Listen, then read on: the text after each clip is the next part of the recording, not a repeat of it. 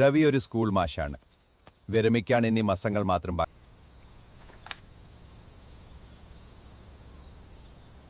കാലം മായിക്കാത്തൊരു നീറ്റലായി ആ ഓർമ്മ അയാളുടെ മനസ്സിലേക്ക് ഓടിക്കാരി. 35 വർഷങ്ങൾക്ക് മുൻപ് തന്റെ ആദ്യത്തെ ജോലി കിട്ടി മലബാറിലെ ഒരു ഗ്രാമത്തിലെത്തിയത്.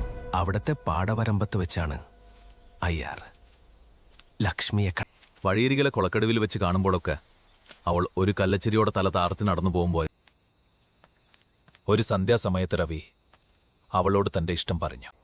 പ്രണയം പൂത്തു നിൽക്കുന്ന സമയത്താണ് രവിക്ക് മോതിര ചില്ലിലേക്ക് സ്ഥലം മാറ്റം കിട്ടിയത്.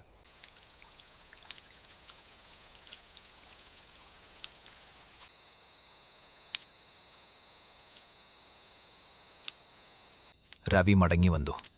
വിവാഹം ആലോചിക്കാമെന്ന് വാക്കുനകടി യാത്രയായി.